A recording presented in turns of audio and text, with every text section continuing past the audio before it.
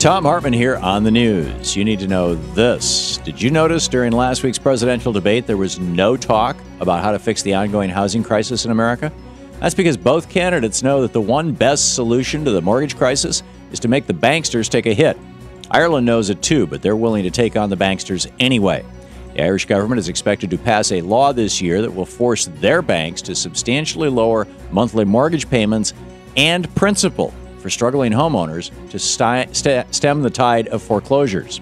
Ireland would be the first nation to force their banks to take a hit to help homeowners since the global housing crisis started. And one of the reasons why Ireland can do this is because instead of giving the banks a blank check bailout, the Irish government took substantial ownership of them as well, basically nationalizing them. So now the government can tell the banks what to do.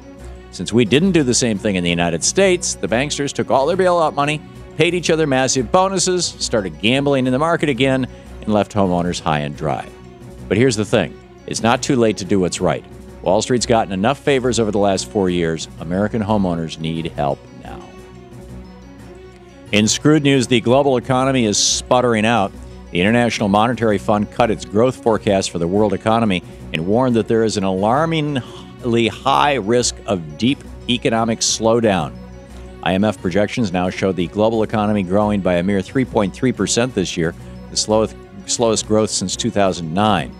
As the IMF says in its report, confidence in the global financial system remains exceptionally fragile. Bank lending has remained sluggish across advanced economies. With Europe's economy contracting, the United States heading for a fiscal cliff, and emerging economies like India and China also slowing down, IMF leaders are calling on policymakers to address the threats in their economies.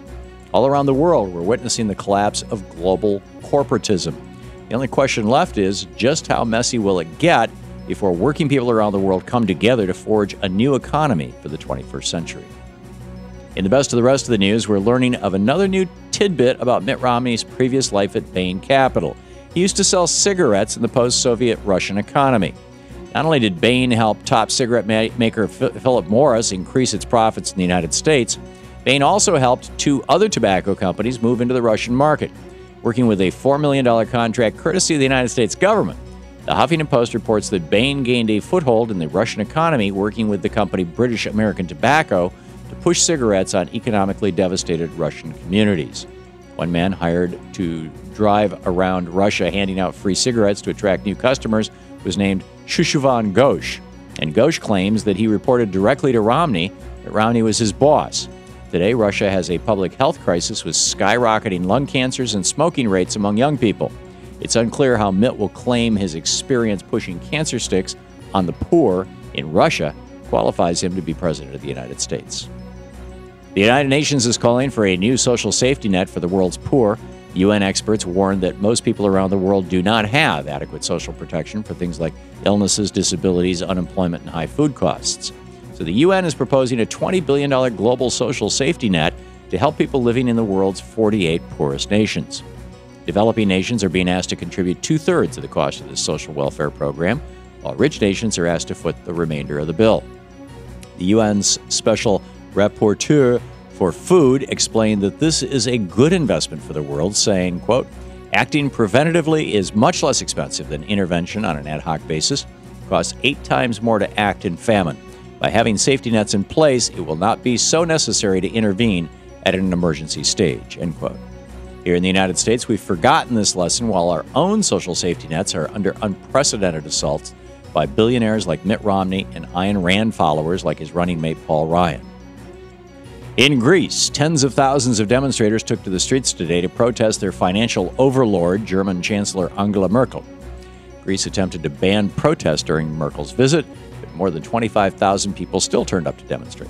Merkel attempted to express solidarity with the Greek people, acknowledging that it's been a very difficult phase, but part of the journey has already been accomplished.